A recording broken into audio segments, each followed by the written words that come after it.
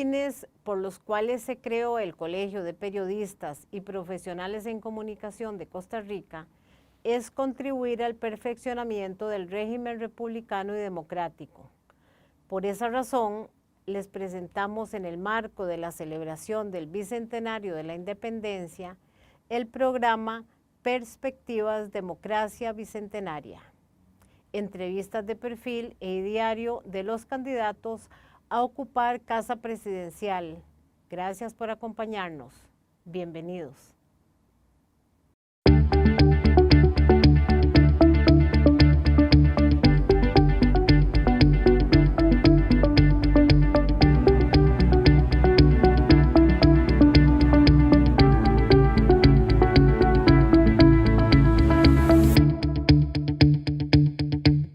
Perspectivas Democracia Bicentenaria, un proyecto del Colegio de Periodistas y Profesionales en Comunicación, junto con el proyecto ciudadano Voto CR. Hemos tratado de llevarles esta maratón, esta hazaña maravillosa desde el Colegio de Periodistas, de entrevistar a todas las candidaturas hacia la presidencia de la República. Y bueno, hoy tenemos el gusto de poder conversar con don Walter Muñoz Céspedes, quien ha llevado una trayectoria amplia en la vida política nacional con un partido que ya tiene más de 25 años y que hoy vamos a conocer un poco de su perfil de vida y también de ese perfil profesional que ha desarrollado también en la política. ¿Cómo está, don Walter? Un gusto. Muchas gracias por la invitación y un placer estar por acá. Don Walter, cuénteme cómo fue la barriada en la que nació y cómo era esa Costa Rica, que ahora, en el marco de una Costa Rica bicentenaria, tiene significados muy importantes. Bueno, yo nací en una Costa Rica eminentemente rural, en San Miguel de Desamparados, rodeado de zonas verdes, de cafetales y de aquella familia con grandes valores. Mi padre nos enseñó desde muy pequeños la importancia de tener esos lazos familiares. Él fue un emprendedor siempre, primero agricultor, posteriormente comerciante, igual que mi madre, que también venía de la zona rural de Pérez Celedón. Y juntos, pues, siempre tuvimos la oportunidad de una familia grande de más de 11 hermanos, lograr el objetivo final, que fue estudiar. Soy producto de la educación pública en la escuela, en el colegio, en aquel famoso Liceo Costa Rica de esa época. Don Walter, su paso por la Universidad de Costa Rica fue muy importante, pero antes de tal vez de referirse a esa etapa ya suya, más como profesional en una área determinada, me gustaría que me cuente cómo fue que se conocieron sus papás, porque me llama mucho la atención esa migración desde Pérez Celedón de su mamá. Bueno, mis papás, como parte de la época, tuvieron la posibilidad, porque mi mamá se vino para San José, y tuvieron, por así decirlo, una relación muy espontánea cerca de la relación familiar entre ambos grupos, y finalmente pues decidieron contraer matrimonio. Mi mamá era muy joven, en esa época se contraía matrimonio joven, pero me parece que a partir de ahí construyeron una vida familiar con un matrimonio ejemplar. Una familia sólida me decía que 11 hermanos, ¿tiene usted? Éramos 13, posteriormente fallecieron 2, pero nos mantuvimos siempre como una familia con gran esfuerzo de preservar los valores y sobre todo de tener en el estudio la principal vocación que nos permitió a todos ser profesionales y lograr entonces incursionar en la vida de este país para el desarrollo, que siempre fue uno de nuestros objetivos, contribuir desde el campo en donde nos tocó formarnos para que Costa Rica tuviera también provecho de ese recurso humano. ¿Qué tanto le marcó el liceo? Porque de algún modo para todas las personas que pasaron por una institución como esas, no solamente los compañeros que de algún modo hicieron que esa Costa Rica también trascendiera, porque muchos de ellos llegaron a ser parte de la política costarricense, ¿qué tanto le marcó? Bueno, en realidad yo siempre me mantuve alejado de la política, aunque siempre tuve liderazgo dentro de la parte estudiantil, en el Liceo Costa Rica o en la universidad. Siempre traté de terminar primero mi formación académica, de lograr el objetivo profesional, sigo siendo médico por vocación, pero me ha tocado dentro de ese ejercicio de la profesión conocer la realidad de este país, donde hemos visto grandes problemas sociales, económicos, que también repercuten finalmente en la salud de las personas, y que decido, después de tener la posibilidad de ir al exterior, de ver cómo la realidad mundial implica que Costa Rica debe tener un proyecto de solución de problemas nacionales para enfrentar esa realidad nacional e internacional, y por eso incursiono primero a sabiendas de que no había participado en ningún partido político, sino más bien formamos uno nuevo, con nuevas ideas, con nuevos planteamientos. Me leí todas las actas constitutivas de todos los partidos del siglo XX y decidimos hacer algo distinto. Un partido totalmente diferente, como el Partido de Integración Nacional, que es un proyecto que tiene otros elementos que vamos a explicar posteriormente.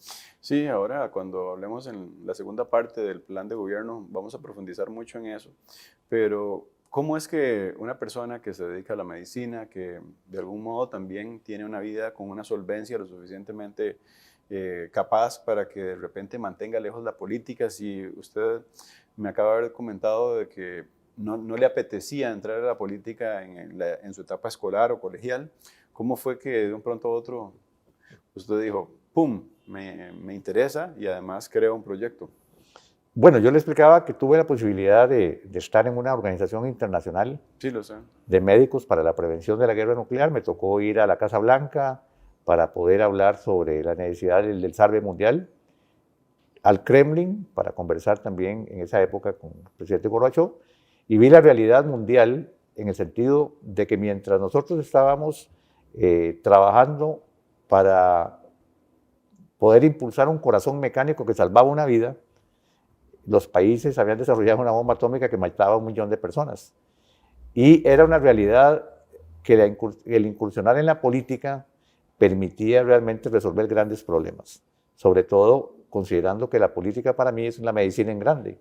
Si usted analiza los problemas de este país, no se van a resolver los problemas económicos, ni sociales, ni ambientales, ni humanos, si no se tiene liderazgo para poder hacerlo. Y ahí me parece que la política juega un papel fundamental. Los grandes políticos de este país han sido médicos también, que han incursionado para tener reformas. El seguro social de este país se lo debemos a un médico. Y entonces me parece que la participación nuestra es trascendental, porque normalmente nuestra mentalidad es resolver problemas, ver a la persona, humanizarle ante esa realidad. Y entonces yo formo una agrupación centro humanista que tiene como propósito el bienestar y la mejora en la calidad de vida de la persona, y por eso creo que tiene mucha relación el hecho de que, siendo médico, ejerciendo la medicina, estemos cerca de la realidad nacional. ¿Cómo se forma ese centro y ese centro se convierte en un partido? Le digo porque antes de esta entrevista yo le decía que yo tenía muy frescas imágenes suyas cuando inició en proyectos en lugares de atención prioritaria, como podría ser en aquel momento Rincón Grande de Pavas, como también ahora usted me decía, me parece que era La Esperanza, una zona en la que usted daba atención médica a personas en campaña. O sea, usted no salía a hacer plazas públicas, usted atendía personas. Y recuerdo que en aquel momento los periodistas lo rescataban de esa manera. ¿Cómo fue convertir ese centro en un partido? Bueno, en Costa Rica los partidos políticos emergen, algunos de la protesta, se salen de un partido y hacen otro, otros son producto de una revolución. Nosotros creemos que en el caso nuestro se forma primero un centro de estudios para estudiar los problemas de este país. No se puede buscar la solución sin tener el diagnóstico. Durante casi 10 años estudiamos los problemas y entendíamos que a la par de estudiar los problemas de este país había que actuar. Y en la parte social, desde el punto de vista médico, siempre tuve una medicina social muy arraigada en ayudarle a la gente. Yo fui producto no de la parte publicitaria, de una campaña de grandes millones de colones, sino de la relación con la gente. La gente fue la que me llevó a la Asamblea Legislativa, producto de esa confianza, en 2 ocasiones. Y me parece que el centro de estudios marca la diferencia entre el nacimiento del Partido de Integración Nacional y otros partidos, porque consolidamos con más de 150 profesionales que estudiamos todos los problemas del país un programa sólido en campos económicos, en campos sociales, ambientales, en propuestas fundamentales basadas en la evidencia, no en la ocurrencia, con una ideología de centro, pero también basada en el impulso de una democracia participativa. Entonces, obviamente hay una gran diferencia entre el Partido de Integración Nacional como proyecto político y una serie de grupos que se forman, que desaparecen, que luego cambian de bandera o que cambian de ideas y de propuestas. ¿Cómo se hace en medio de tantas cosas tan formales que parece que tiene su vida, que son como muy estructuradas? Porque usted parece que ha llevado la vida así como, digamos, demasiado organizada. Cuando inclusive hice una revisión de su currículum para poder tener esta entrevista, veía, digamos, una persona desde muy joven llena de méritos en ese sentido, ¿verdad? No solamente profesionales, sino también al alcanzar los logros, ¿verdad? Y me llama mucho la atención porque ¿cómo tiene uno tiempo para las otras cosas? El entretenimiento, el amor, la compañía que siempre es necesaria, don Walter. ¿Cómo ha sido para lidiar con eso? Yo entiendo que para los médicos eso es un poco complejo porque siempre pasan atendiendo a personas. Mire, y dejan esa vida familiar muy de lado. Yo soy un lector, siempre me ha gustado leer una serie de temas, pero definitivamente el tema que usted me toca tiene que ver con lo que Chopra dice, que nosotros tenemos que ser cuerpo sin edad y mente sin tiempo. El tiempo uno lo define, debe entender que tiene que compartir el tiempo con su familia, tiene que compartir el tiempo con la gente y también con el proyecto. Yo considero que mi misión fundamental ha sido ejercer en el campo de la medicina, pero cada vez que comenzamos a repasar nuestra trayectoria, estoy totalmente convencido de que de alguna manera, gracias a Dios, nos han ubicado en un sitio que considero que podría ser el dirigir este país. ¿Qué papel juega su familia en eso, don Walter? Bueno, en realidad mi familia, yo siempre he tratado de separar lo que es mi participación política con la relación familiar, por una sencilla razón. Creo que se le debe dar de manera sencilla a la familia una relación y de manera compleja a la política, porque la política es compleja.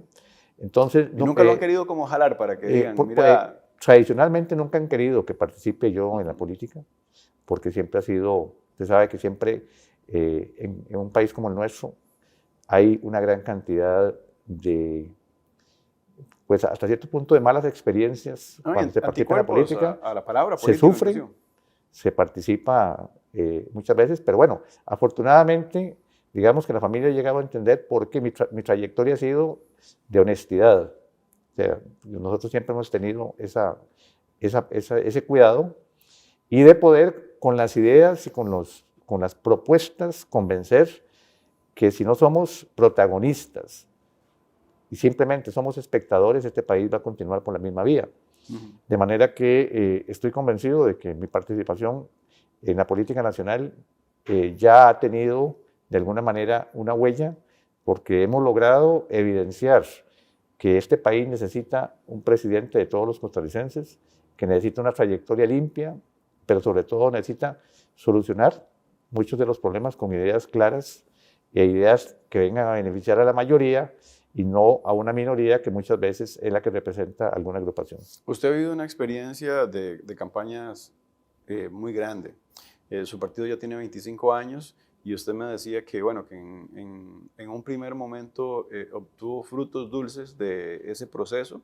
Inclusive la última experiencia ha significado que varias personas lleguen también a la Asamblea Legislativa.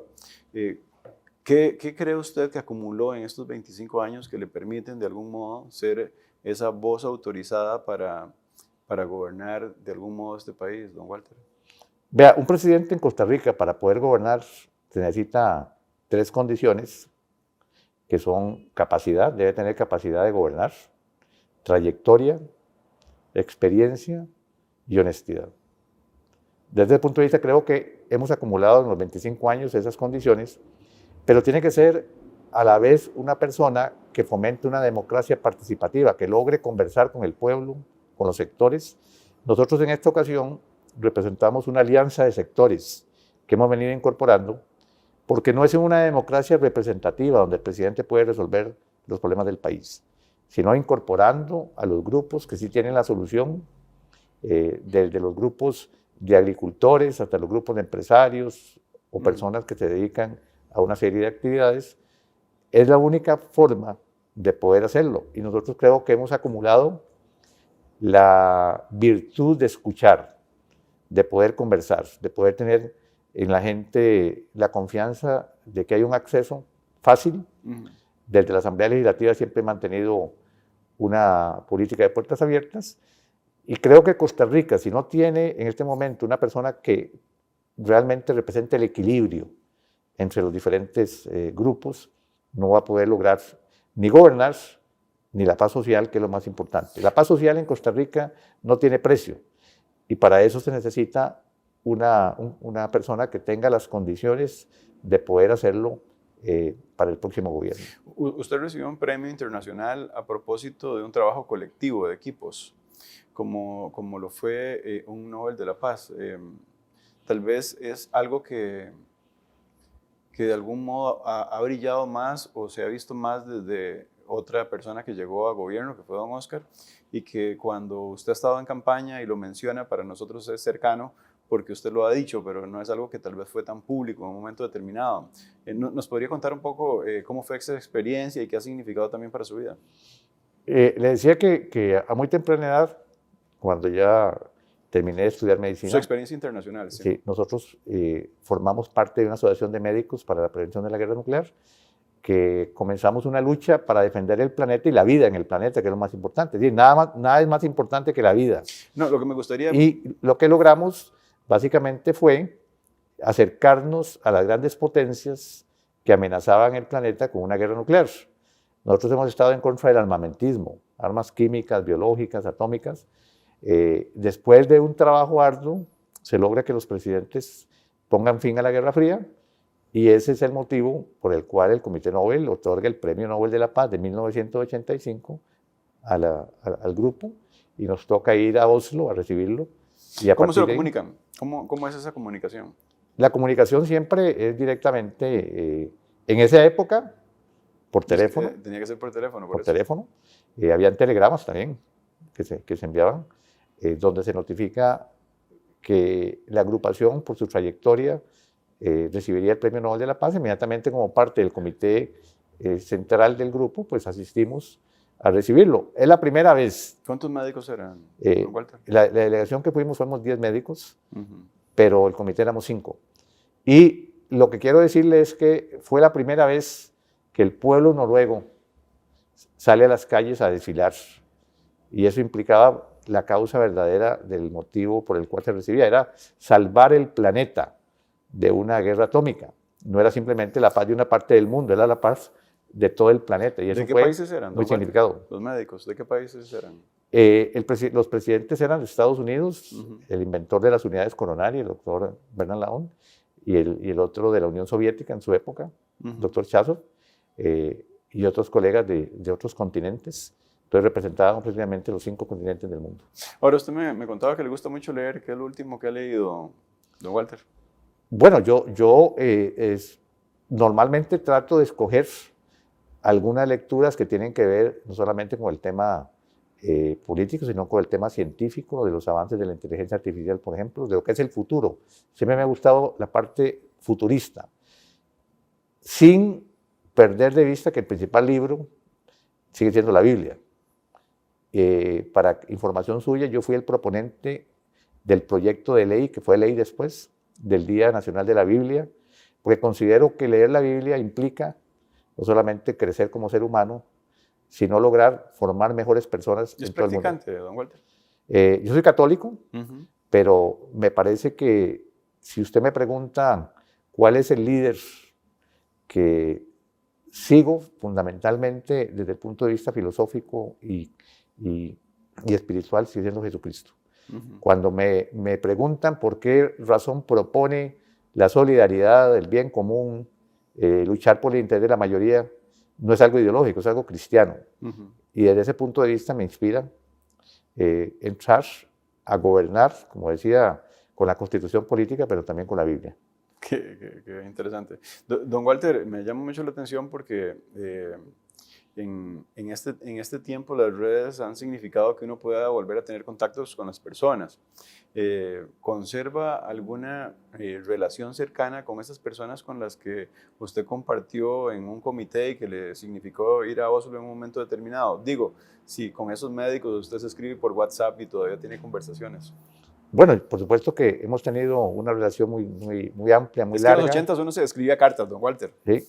Algunos ya han fallecido, pero lo que le puedo decir es que a temprana edad, ya yo tenía una edad mental más avanzada, me permitieron pensar distinto, lograr tener una conciencia planetaria, no solamente pensando en mis intereses, sino también en el interés de un planeta. Y hoy por hoy un presidente, si no tiene esa conciencia planetaria, por eso se lucha contra el cambio climático y se lucha para ver el tema de cuál es el beneficio que puede tener la población de las relaciones comerciales, de los tratados de libre comercio, de los grupos en que se incurre, eso es algo fundamental. Yo puedo decir que para que un presidente pueda realmente gobernar este país, debe pensar globalmente y actuar nacionalmente. Quiere decir que debemos de luchar porque este país esté mejor siempre, pero siempre pensando en que es parte de un planeta y que necesitamos continuar manteniéndolo de la misma manera, mejorando la calidad de vida, pero sabiendo que somos una excepción comparado con lo que está pasando en otros países donde hay guerras, donde hay problemas grandes, donde hay sequías, donde hay inundaciones, etc. Nosotros somos un país que ha sido privilegiado y ya para la época actual, después de 25 años de este siglo que vamos a cumplir, se necesita un presidente que realmente conozca cómo gobernar el país en medio de esa tormenta económica mundial. ¿Qué significado tienen los colores de su partido, don Walter? Bueno, efectivamente, es una pregunta importante, son los colores planetarios, azul, celeste, blanco. El verde aparece siempre con nosotros, aunque no aparece en la bandera, pero sí aparece también. Creemos que... Inmediatamente pensé en un cartoon que uno veía cuando era niño, que es que los colores son un reflejo de eso, que tenía que ver mucho como con el Capitán Planeta, se llamaba.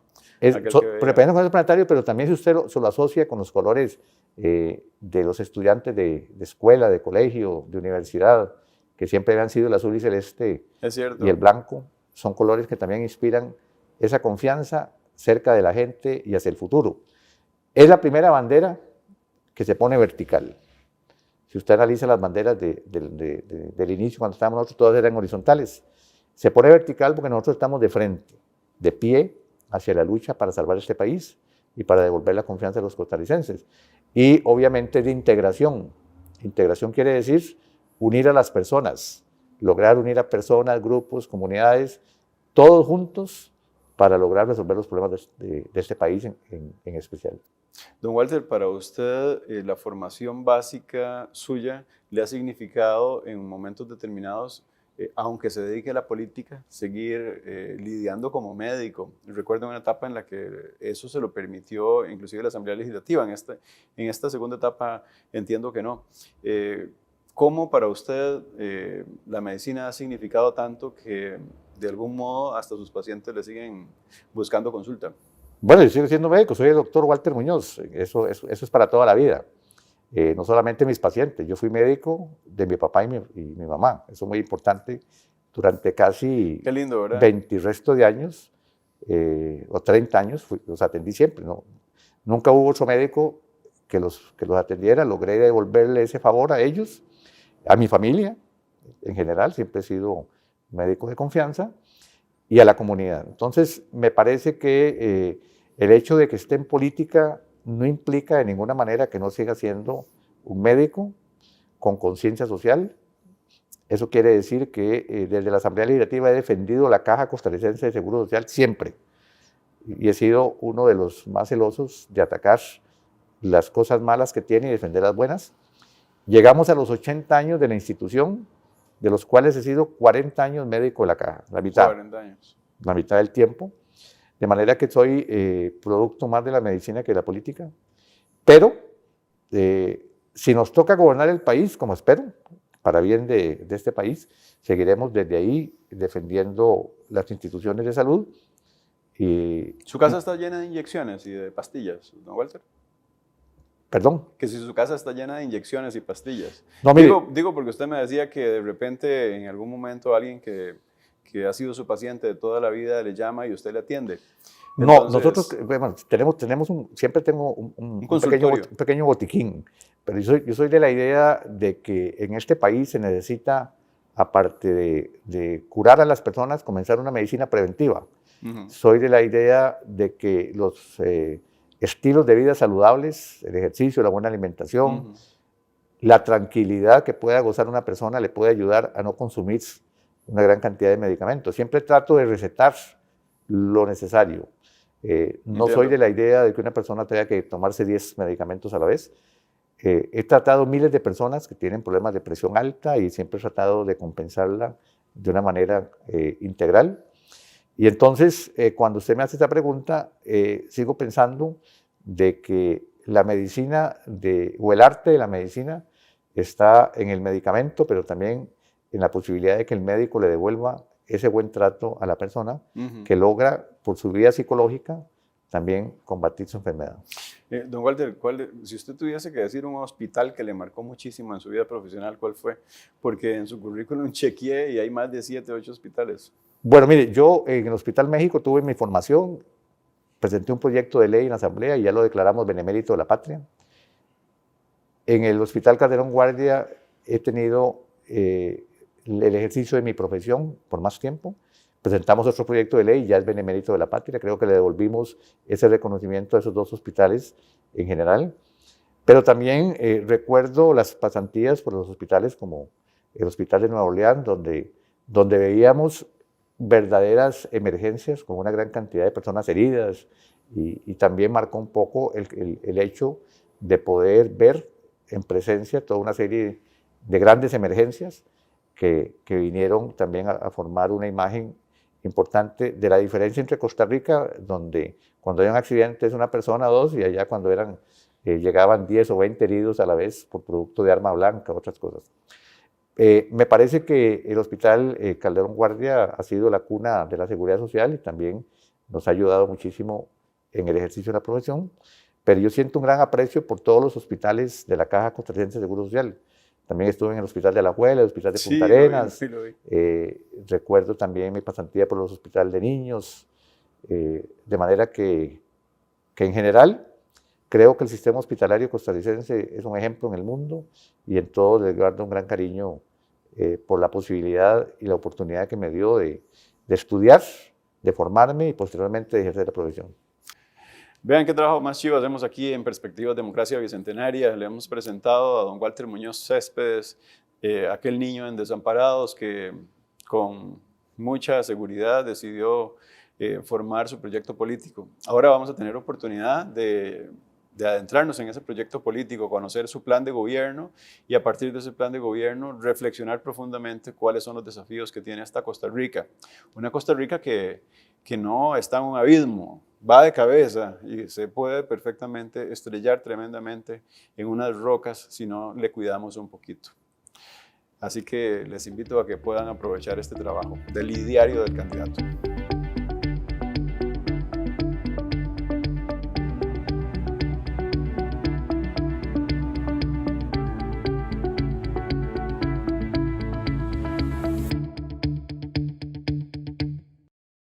Estamos celebrando una Costa Rica bicentenaria y tal vez uno de los logros más importantes de esa Costa Rica bicentenaria en el marco de los desafíos que estamos enfrentando en este momento deberían de estar en los planes de gobierno. ¿Cuál es el logro más importante de esa Costa Rica que está ahí en su plan de gobierno?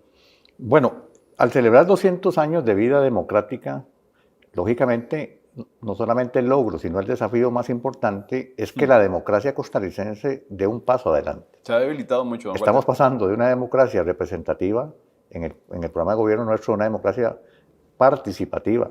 Ya el costarricense necesita ser protagonista, ser parte, ser escuchado. Nosotros formamos una alianza de sectores que estamos en esta elección tratando de hacer ver que la única posibilidad de Costa Rica en vida democrática es lograr que su participación contribuya a la solución de una gran cantidad de problemas. Y desde ese punto de vista, me parece que ese es el gran logro. Al no existir en Costa Rica un mecanismo efectivo de un referéndum ciudadano, que tengamos un gobierno transitorio por parte del Partido de Integración Nacional, donde incluso se propone un consejo sectorial de gobierno, y eso es fundamental. Por otra parte, al cumplir 200 años, me parece que el principal reto es mantener una Costa Rica con paz social, y para eso se necesita tomar medidas en campos económicos y en campos sociales que permitan lograr ese objetivo. ¿Cuáles son las características que convierten al doctor don Walter Muñoz en una persona apta para gobernarnos? Vea, Costa Rica está pasando por una sindemia, o sea, una crisis sanitaria y una crisis económica. Nunca como antes la presencia de una persona formada con conocimiento integral de la realidad nacional sigue siendo la alternativa que tenemos. Imagínense que desde el punto de vista económico nos lleva a que Costa Rica tenga hoy el índice de desempleo más alto. Por lo tanto, es fundamental comenzar una política de generación de empleo, que lo hemos catalogado como empleo cantonal, generarle trabajo a todos los costarricenses en todas las regiones del país. Vamos a declarar emergencia nacional el tema de la generación de empleo, y eso implicará poner recursos desde la banca de desarrollo, el sistema bancario nacional, con capacitación, con acompañamiento, logrando bajar las cargas tributarias, porque nosotros nos hemos opuesto a todos los nuevos impuestos, y también lograr que las cargas sociales, por medio de una moratoria, haga que la gente que está en la informalidad llegue a acuerdos con la Caja del Seguro Social para volver a la formalidad, y así lograr entonces comenzar una reactivación económica con la generación de empleo. Voy a desagregar todo su argumento en dos preguntas. La primera, usted me habla de componer el desempleo. Para componer el desempleo está afectando mucho las costas. En su plan de gobierno hay una respuesta a esas personas que viven en las costas para darles una atención prioritaria ahora que no tienen trabajo. Bueno, nosotros estamos dándole prioridad a los 420,000 desempleados. Cuando hablamos de desarrollo cantonal, Pero toca las costas directamente. Vea qué es que importante. usted no puede trabajar el desempleo de una misma forma para todos, porque la territorialidad marca mucho una hoja de ruta de cómo atender a cada una de esas personas. Lo acaba dicho el informe del Estado-Nación. Por eso es que el proyecto nuestro, al hablar de cantonalización del desempleo, toca totalmente distinto lo que puede ser el desempleo en Talamanca, con lo que puede ser el desempleo en La Unión, o el desempleo en zonas costeras. ¿Me lo podría explicar un poco para que la gente lo pueda entender? Es importante desarrollar actividades de producción. Donde hay pescadores, hay que lograr que la gente que se dedica a la pesca tenga posibilidades reales de apoyo. Y si son cantones agrícolas, la agricultura. Si son cantones turísticos, el turismo. ¿De dónde sacar el apoyo, don Walter? Ya hablamos de que nosotros vamos a poner a disposición de todos esos grupos dinero del sistema bancario. La banca de desarrollo tiene 500 millones de dólares. Y lograr también capacitación y acompañamiento para la actividad que realizan. Tan es así que hemos estructurado un proyecto para que algunos que quieran organizarse en pequeñas cooperativas de 5 personas logren entonces el impulso por medio de esa cooperativización del empleo, tener una organización básica que les permita esas condiciones. Pero además, las pymes que fueron afectadas por el plan fiscal con 11,000 millones de colones de impuestos, vamos nosotros totalmente a lograr nuevamente que tengan condiciones más favorables para que no paguen tantos impuestos, sino que al contrario, logren una peluquería, una carnicería, una panadería, ir adelante con condiciones desde el punto de vista tributario y cargas sociales más bajas para reactivar la economía. Necesitamos un país de empleadores, necesitamos un país de emprendedores. No podemos seguir desde la Presidencia de la República simplemente esperando que vengan condiciones distintas, sino más bien interceder. La otra parte de la pregunta... Tenía que ver con impuestos, porque usted planteaba que definitivamente su política no iba a ser de impuestos, y habla de reactivar todo el sistema económico, pero don Walter, nos enfrentamos a una situación muy compleja, que es cómo capturar los impuestos de personas que evaden y que eluden, y que eso ya está completamente identificado. Bueno, por eso le digo yo, nosotros no estamos a favor ni de impuestos ni de pedir prestado. estamos a favor de atacar la evasión, la ilusión, el contrabando, de lograr realmente... Pero es que ya sabemos quiénes son los que no pagan. Bueno, es que no se ataca la evasión, no se ataca la evasión porque hay compromisos políticos con muchos de esos grupos Y aún que peor, financian la campaña y que al final entonces no quieren que un candidato realmente hable claro, porque nosotros tenemos en este momento los recursos, hemos financiado un sistema informático para el Ministerio de Hacienda, se eso es muy sabe importante. cuál es la lista de evasores, pero no se actúa porque hay ciertos compromisos por parte del partido político que gana las elecciones. Esa es una parte, pero Sí, también es una parte. déjeme decirle que el principal problema aquí es la renegociación de la deuda pública. Yo quiero hacer un paréntesis nada más para que la pregunta tenga como el contexto. Esas personas que evaden o las que estarían eludiendo, por decirlo de alguna manera, don Walter, lo hacen asesorados con abogados y contadores que salen de universidades. Lo que le quiero decir es que están a derecho y lo hacen bien. Entonces, ¿cómo hacer que esas personas paguen cuando encuentran portillos legales para, de algún modo, seguir su modus operandi?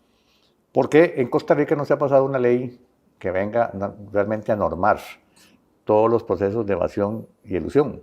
Si usted me dice a mí, cuando nosotros alzamos la voz para no aprobar el plan fiscal, que lo que hacía era crear nuevos impuestos, al día siguiente llegaron a pagar evasores 1.000 millones de colones, porque estábamos hablando fuertemente de atacar la evasión. O sea que sí se puede. Los grandes contribuyentes ya están determinados en listas y en grupos que pueden hacerlo. Entonces, la pregunta tiene que ver con corrupción. Hay que atacar la corrupción desde todas las perspectivas. La evasión fiscal es una corrupción, la ilusión, el contrabando. Nosotros creemos que la corrupción representa casi el 5% del Producto Interno Bruto. Es un impuesto para todos los costarricenses. Y entonces, si el gobierno va decidido a atacar la corrupción, tiene que atacar la evasión necesariamente, con políticas fuertes, en donde no solamente la corrupción, sino la impunidad, lo que cuenta. Y ese es uno de los temas que nosotros vamos adelante. Usted preguntaba también, aparte de lo económico, lo sanitario.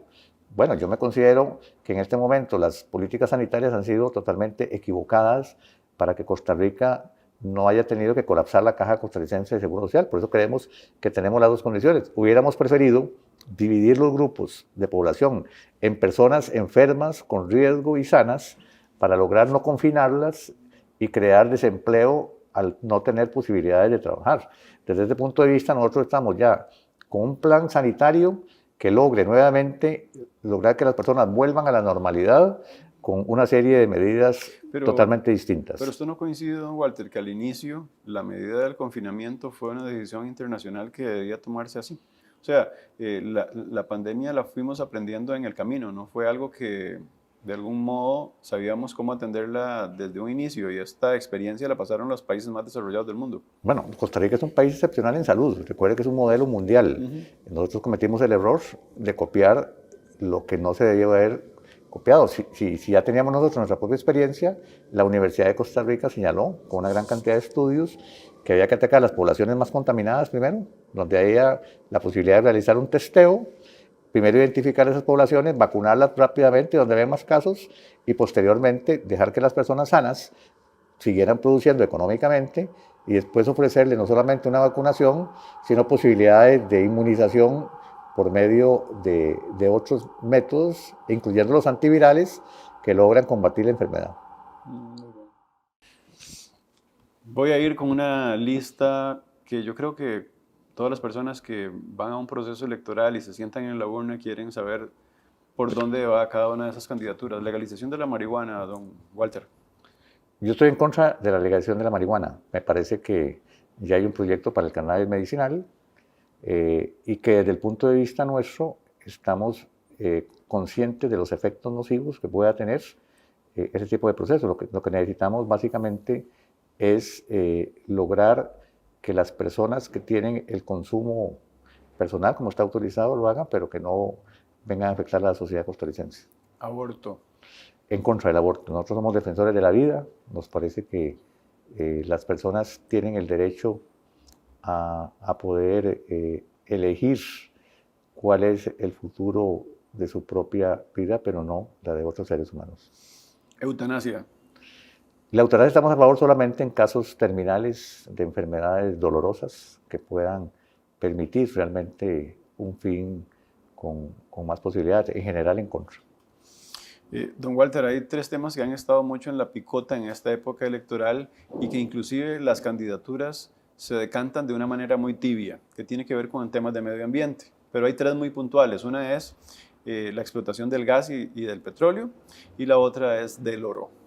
Nosotros estamos a favor de la explotación de oro artesanal en pequeñas cooperativas. Yo presenté el proyecto de ley lo firmé en conjunto, para que las pequeñas cooperativas de Guanacaste logren explotar el oro y comercializarlo en el Banco Central. Es una manera de generar riqueza para Costa Rica. Estamos a favor de la explotación de gas natural, que es energía limpia, que pueda permitir realmente un desarrollo económico del país sin pedir prestado y sin poner impuestos, y en contra de la explotación petrolera. Muy bien. Don Walter, el tren eléctrico. Mire, Costa Rica en este momento lo que necesita es mejorar el transporte público. Llámese lograr descongestionar los centros de las ciudades, agilizar el transporte de autobuses, de taxis, de todos los medios, pero no es el momento de pensar en gastar el dinero con préstamos. Un país que tiene en este momento más del 60% de los préstamos pagando intereses sin ser utilizados, y desde ese punto de vista consideramos que estamos en contra del tren eléctrico en este momento. Estado laico, don Walter. Nosotros creemos importante que pueda existir un Estado laico en Costa Rica. Don Walter, ¿cuánto cuesta, usted que tiene 25 años de dedicarse a campañas políticas, ser candidato del Partido de Integración Nacional? Cuando hay buenas ideas y buenos principios, y sobre todo con una trayectoria limpia, los dineros se reducen notablemente. A diferencia de partidos que gastan miles de millones de colones, nosotros aspiramos a gastar lo máximo en esta campaña 100 millones de colones. Don Walter, existen una gran cantidad de candidaturas hacia la presidencia de la República. ¿Usted considera que hay alguna de esas personas que aspire a llegar a Zapote que no esté apto para gobernar? Mire, para ser presidente de Costa Rica se necesita no solamente querer ser presidente, se necesita tener la convicción de ser un buen presidente, con capacidad, trayectoria, experiencia, honestidad. Un partido político no se construye de la noche a la mañana, se necesita que realmente puedan asentar las ideas, los conceptos, las experiencias, de manera que para gobernar este país se tiene que tener un equipo que se construye en el transcurso del tiempo. Nosotros hemos construido un equipo de trabajo de profesionales que no están en los partidos tradicionales y que podamos ofrecerle no solamente el candidato, su equipo, sino también el proyecto político con las ideas claras. De manera que me parece que no se puede improvisar. Costa Rica necesita ya un gobierno que pueda llegar a ejecutar las medidas necesarias para lograr resolver los problemas nacionales. Entonces creo que hay muchos candidatos, muy pocos proyectos políticos y también partidos políticos que van en proceso de formación. Y con esto usted hace lo que hacen los políticos conmigo. Es políticamente correcto, pero no me dice si efectivamente de alguno de esos que usted dice que hay un mínimo de proyectos que sí, de algún modo son proyectos políticos, son aptos para gobernar. ¿Hay alguien que usted crea que definitivamente es peligroso para el país? Bueno, nosotros consideramos que es peligroso las extremas. No puede haber aquí en Costa Rica una tendencia de extrema derecha o de extrema izquierda. Por eso consideramos que nuestro proyecto, que es de centro y de centro humanista, es lo más adecuado. ¿Quiénes son las personas que podemos identificar en esos extremos? Son muchos partidos que están dentro del lado derecho. Yo creo que ustedes ya saben que partidos como el Partido Movimiento Libertario, el Partido Liberal, los partidos que vienen ya construyéndose desde Progreso Social Democrático, son partidos que van hacia la derecha. Y hay otros partidos también, desde Frente Amplio, el Partido del Pueblo y otros más que son de la parte izquierda. Los partidos tradicionales, como Liberación, la Unidad y el PAC, son partidos que ya gobernaron, ya la gente sabe lo que producen realmente, de manera que no son convenientes para este país. Si queremos más corrupción, ya tienen la prueba de todos los actos de corrupción que han tenido estos partidos del gobierno. Entonces, más bien, no son los que no pueden gobernar, sino quienes realmente están en posibilidad de gobernar. Considero que el Partido de Integración Nacional, el PIN, que se ha mantenido 25 años, que es el partido catalogado como el más transparente, de acuerdo a la encuesta, y que hoy, dentro de la Asamblea Legislativa, ha tenido una posición enérgica, contundente, contra la posibilidad de defender los intereses de los ciudadanos, es la opción que tiene Costa Rica para este momento de la historia y donde tenga la seguridad de que puede ser no solamente la mejor opción, sino la única opción para gobernar el país de la manera correcta. Don Walter, usted sabe que de llegar usted a febrero en esta elección, el 6, es muy posible de que si usted no resulta ganador o resulta ganador, siempre va a tener que tocar diferentes puertas. ¿Siente compatibilidad con algún partido político usted? ¿O con otros compañeros de yo lo que considero de es que yo dije que Costa Rica no necesitaba una coalición de partidos, necesitaba una coalición con sectores. Dentro de los mismos sectores van a venir una serie de personas que puedan gobernar. Los partidos políticos siempre tienen personas valiosas, para las cuales hay que, en algún momento, podría contactar, pero en general, yo creo que lo que procede no es solamente la unión de partidos, sino lograr conversar con la mejor gente que tiene este país para gobernar. En esas condiciones estaríamos de acuerdo en hacer una democracia participativa que permita que venga gente de afuera.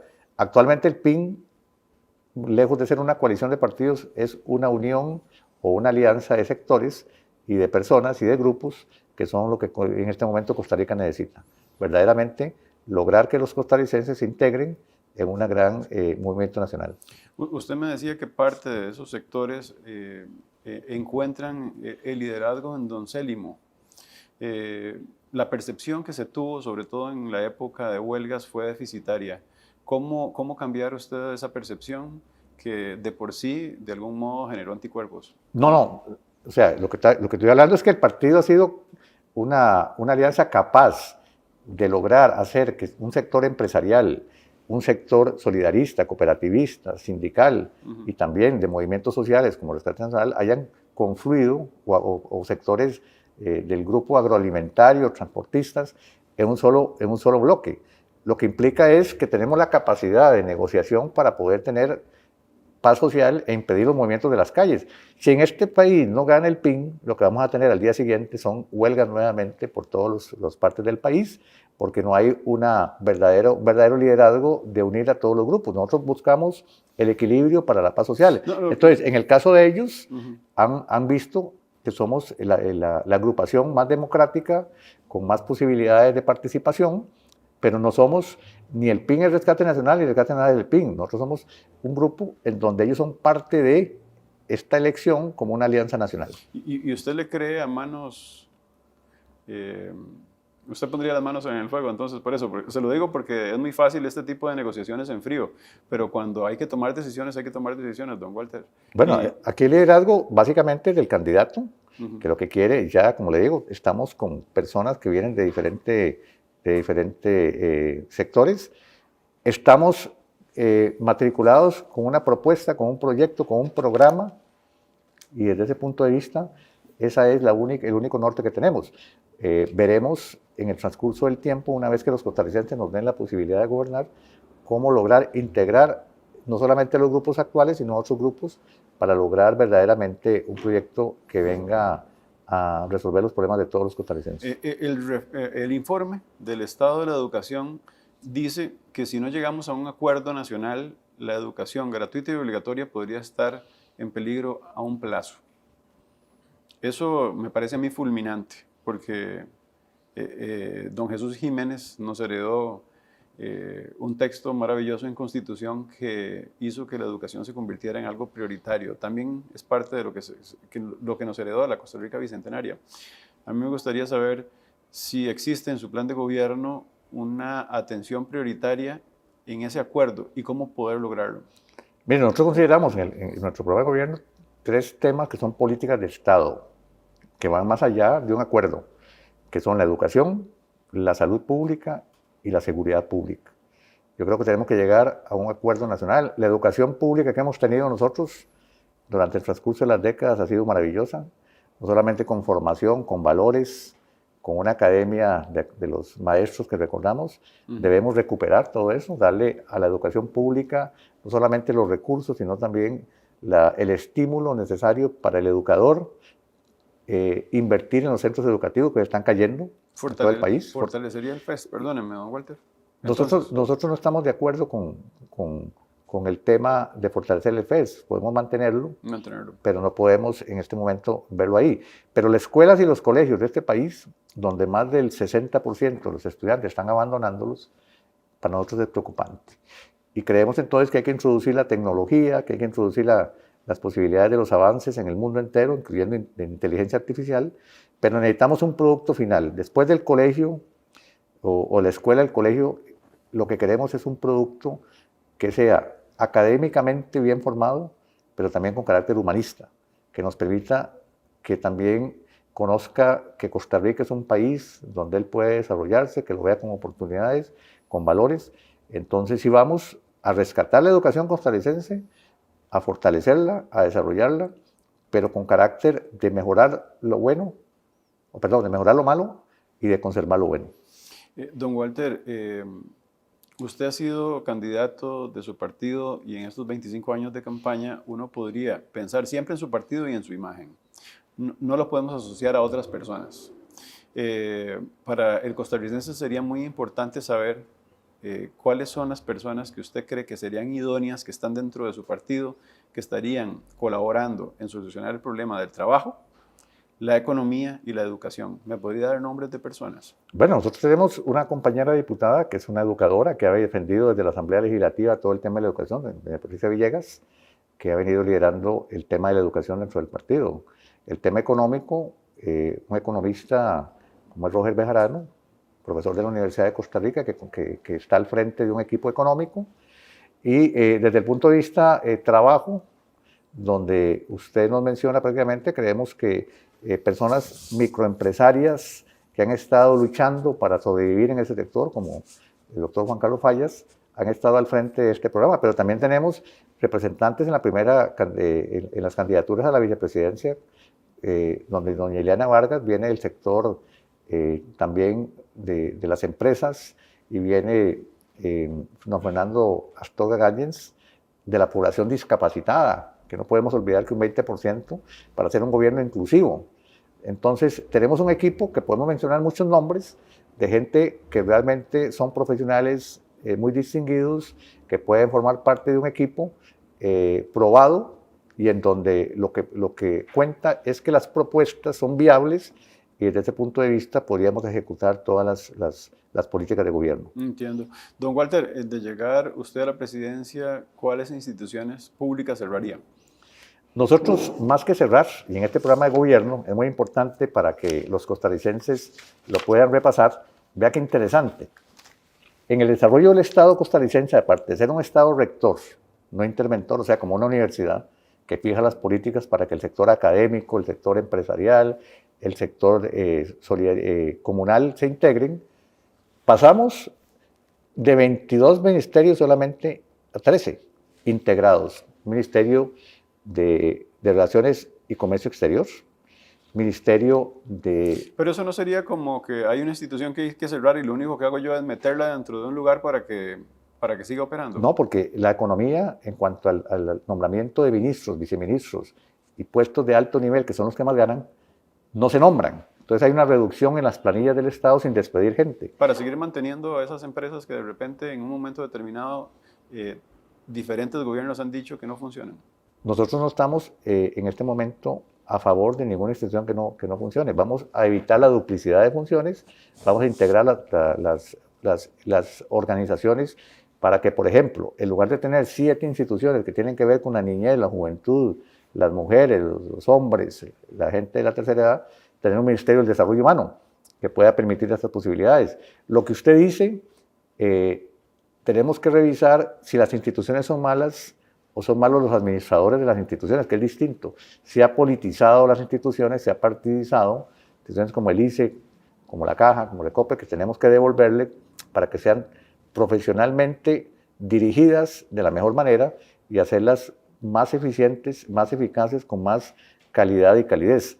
Y eso lo estamos logrando en el proyecto nuestro porque es un proyecto que viene a reducir el Estado a la hora de integrar las instituciones y reduce en miles de millones de colones la planilla sin necesidad de tener que tomar otras medidas. Lo puede hacer el presidente de la República.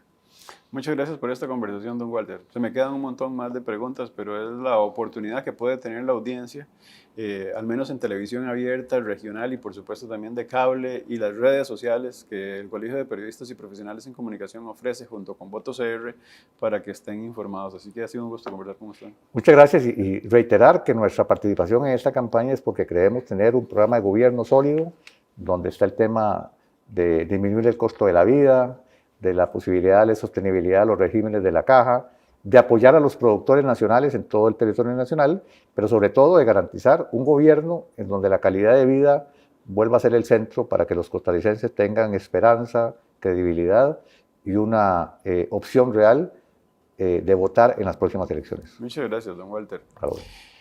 Informarse es fundamental para que usted a la hora de llegar a la urna sepa dónde tiene que poner esa X. Eso lo hace Perspectivas Democracia Bicentenaria, se lo ofrece el Colegio de Periodistas y Profesionales en Comunicación junto con Voto CR. Hasta luego.